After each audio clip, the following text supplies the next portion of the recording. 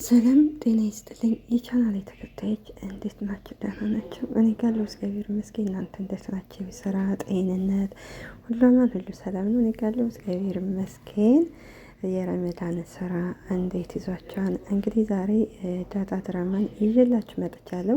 ባለፈው ክፍል ላይ ሰላም በጣም ተጨናንቃ ነበርና ደረጀ እና ስትለው ደረጀም ወደ እሷ ሲሄድ አሁንም ስለ ዳጣ ልትጠይቂ ነው ሲላት፣ ሰላምም አይ አይደለም ስለ ሌላ ነገር ላወራህ ነው ስትለው፣ ከዛ ሳትነግረው በይ አሁን አንቺም ስራ እንዳትሰሪ መውለጃሽ እየደረሰ ስለሆነ ይልቁንስ ልጆችን ሄያቸው እና ሌላ ሰራተኛም እናመጣለን ሲላት፣ ሰላምም እሺ ትላለች። ደረጀ ከሄደ በኋላ እንግዲህ ሰላም ትጨነቃለች።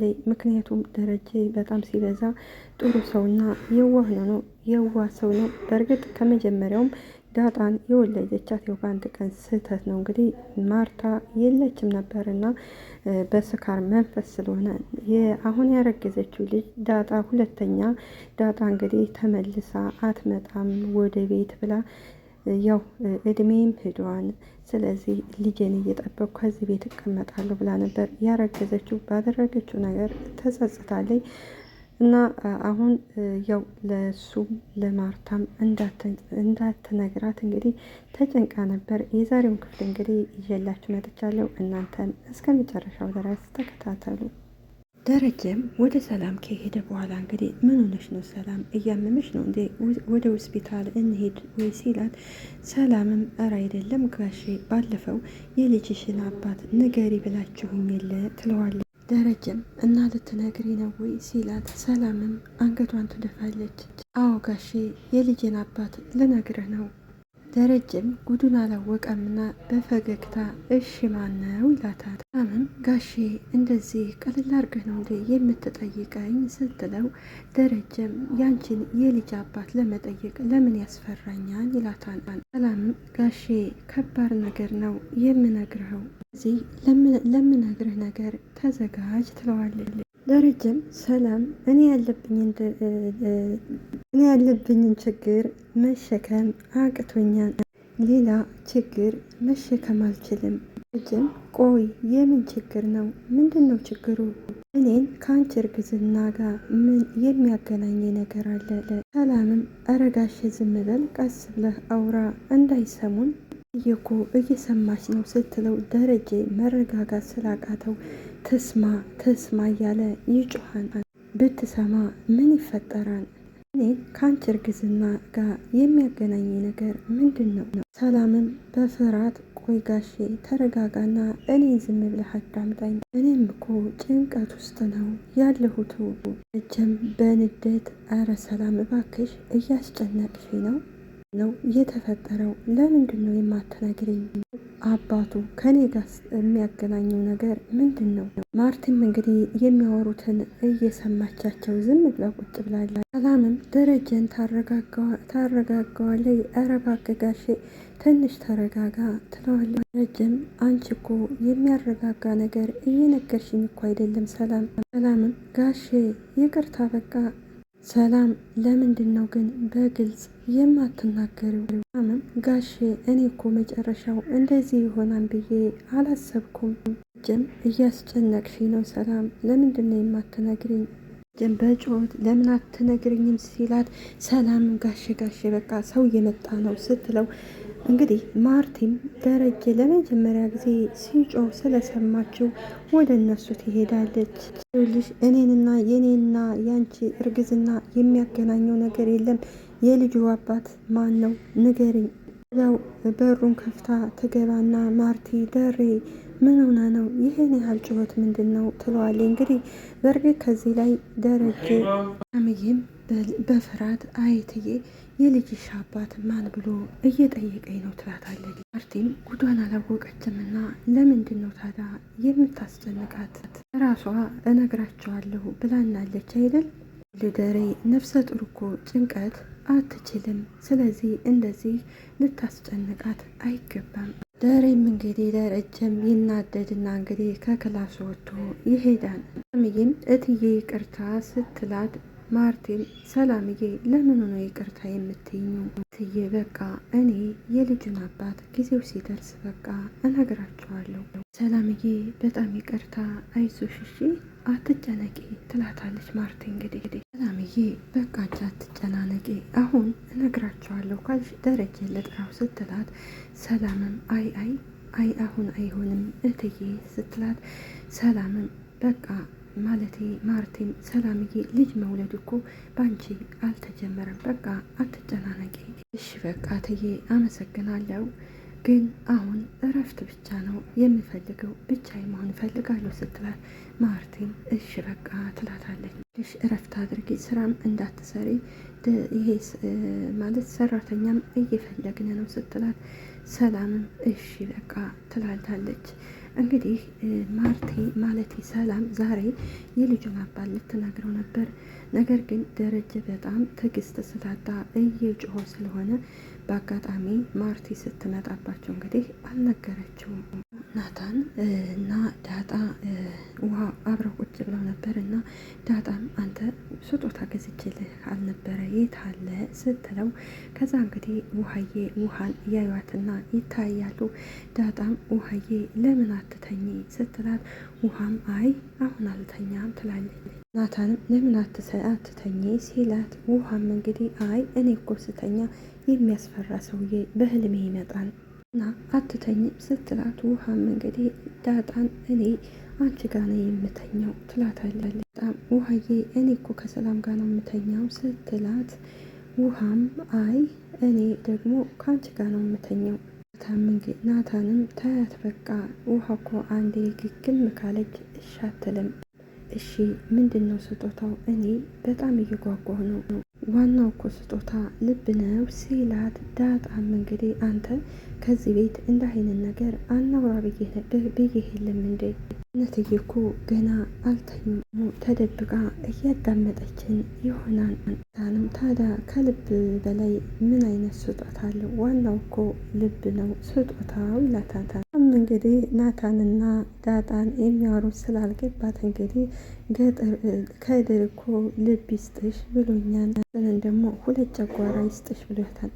ደረጀን ተከትለው ከሄደች በኋላ ደረጀ ለምንድን ነው ሰላምን እንደዚህ የምትናገራት? እሷ ምን ታድርግህ ስትለው፣ ደረጀ እሷ ከተናገረችኝ አንጻር ሲያንሳት ነው ይላታት።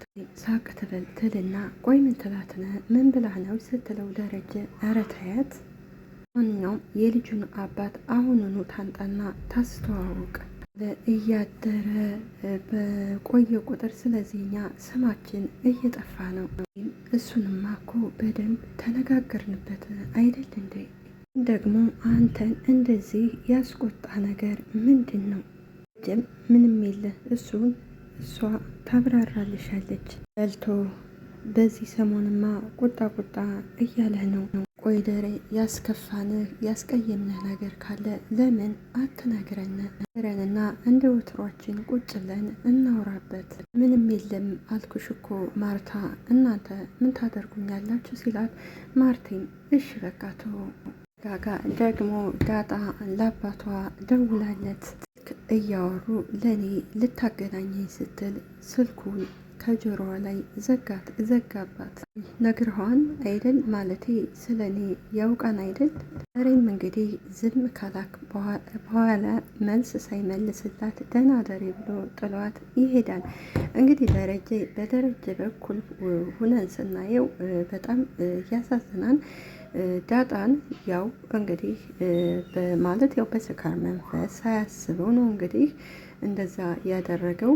ነገር ግን ደግሞ አሁን ተረገዘ አረገዝኩ ያለችው ሰላምም እንግዲህ ደሬም እንግዲህ ግራ አጋብቶታል። ለዛን የተናደደው እና ደረጀ የበፊቱን ስህተቱን ለማርቲ ዳጣ የኔ ልጅ ናት ብዬ ልንገራት እያለ በሚጨነቅበት መሀል እንግዲህ ሰላም እንግዲህ ዱብዳ ነው እያመጣችበቱ። በእርግጥ ደረጀ እንግዲህ ተናዷን ልጁ ከኔ ጋር ምን ያገናኘዋን ብሎ ትንሽ ጥርጣሬ ውስጥ ገብቷን፣ እንዴት ይሄ ሊሆን ይችላል እያለ ነው። ሰላምም ባደረገችው ነገር ያው እየተጸጸተች ነው። ምን ነው በቀረብኝ እያለች ነው። እና ደረጀንና ማርቲን ያው አክብረዋ ከዛ ቤት ነው የኖረችው። ነገር ግን ደግሞ ይህን ያህል ክህደት መፈጸሟ ያው ትንሽ ለሷም እንትን ብሏታል፣ ተጸጽታለች። እና ማርቲቺ ሰላም ማድረግ ያለባት ልጇን ሰላም ዳጣን አግኝታለች። ስለዚህ የነ ደረጀ እና የማርቲ ህይወት ማለት እንዲፈርስ ትዳራቸው እንዲፈርስ የማፈልግ ከሆነ ስለዚህ ከመጀመሪያውም ደረጀና ማርታ ለብቻሽ ቤት እንከራይልሽ ስላሏት አሁን ቤት ተከራይታ መኖር ትችላለች። እንዲሁም ዳጣ ከኔ ጋር ትቀመጥ ብትል ያው ማርቲም ስለማትጠረጥር እንዲሁም ኤቢም ዳጣን ከዛ ቤት ማየት ስለማትፈልግ እሺ ነበር የምትለው። ስለዚህ ይቺ ሰላም ማለት ይህን አሁን ያለፈው አለፈ። አሁን ያረገዘችውን ለደረጀ ሆነ ለማንም ሰው መናገር የለባትም። የደረጀና የማርቲ ትዳር እንግዲህ ያው እንደምታውቁ በጣም ደስ የሚሉ ጥንዶች ናቸው። እሱም ደሬም ለማርቲ ያዝንላታን፣ ማርቲም ደግሞ ለደረጀ ታዝንለታለይ። ደረጀ ግን ያው አንዴ ተሳስቷን ስህተቱን ለማርቲ ቢነግራት እርግጠኛ ነኝ ማርቲ ከሌላ ሰው ከምትሰማ እውነቱን ቢነግራት ይሻላል። ኤቢ እንዳያቸዋት እንግዲህ ያው ባለፈው ሰላም ለናታን ይሄን እኔ ከሌለው ለዳጣ ስጥ ብላ እንግዲህ ተደብቃ ያው ወሬ ስለምትወድ አዳምጣ ነበር። እንዳያችሁት ናታንም ስለጠረጠራት የሆነ ደብዳቤ ጽፎ አስቀምጦላን ነበር። በዛም ተናዳ ነበር እንግዲህ ኤቢ እና ኤቢ ያው እውነቱን እስከምትደርስበት ድረስ አሁንም ትቀጥላለች። ሬም ማርቲንስ ደህና ደሬ ብሎ ከሄደ በኋላ ማርታም ትደነግጥና በሰላም ነው ግን ይሄ ነገርማ በሰላም አይመስለኝም ትለዋለች። ሌላው እንግዲህ ዳጣ በውሃ ተነሽና ተኝ ስትላት ውሃም አይ ኤቢ ዳጣ ሳትተኛ አንቺ ሂደሽ እንዳትተኝ፣ ስለዚህ እነ ዳጣ ጋር አብረሽ ቁጭ በይ ብላኛለች ብላ እንግዲህ እውነቱን ትነግራቸዋለች። ታንም እንዴ ታዲያ አንቺ ጥበቃዋ መሆንሽ ነው እና አዎ ስትለው ናታን በቃ ዳጣ እንሂድ ይላታል።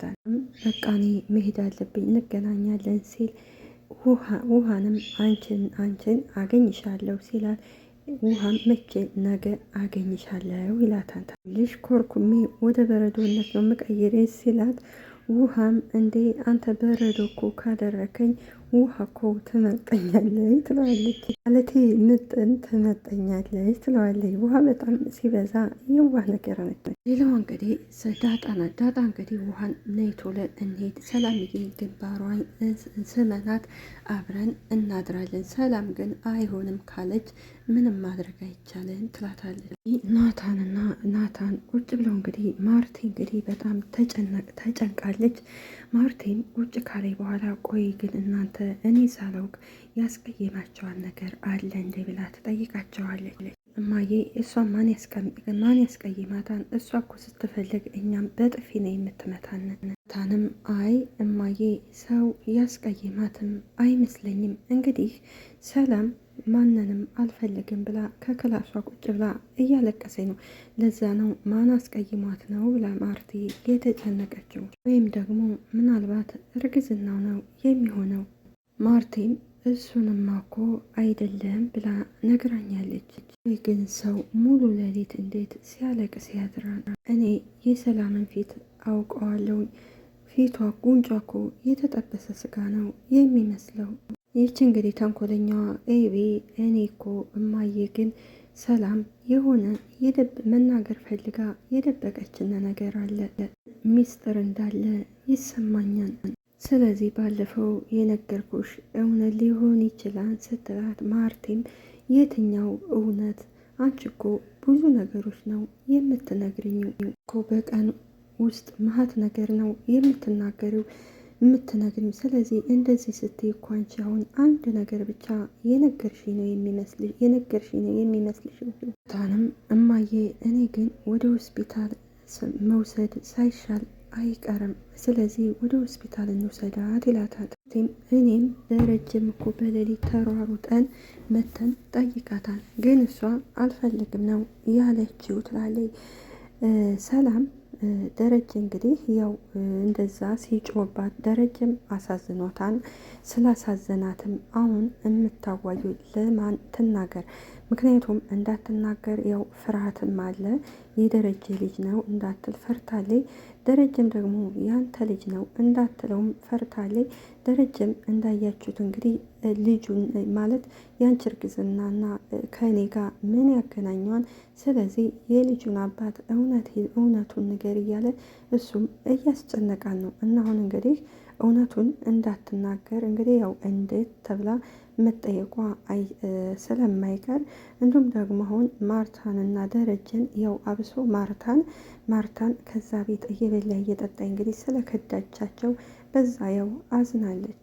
ቤም እማዬ እኛን እኮ አልፈልግም ውጡልኝ ብላ አሁንም እኮ ያቺ ዳጣ አብራት ነው ያለችው። ሌሊቱን ሲያለቅስ ያድራን ስትል ናታንም ምናልባት ብቸኝነት ተሰምቷትም ሊሆን ይችላል።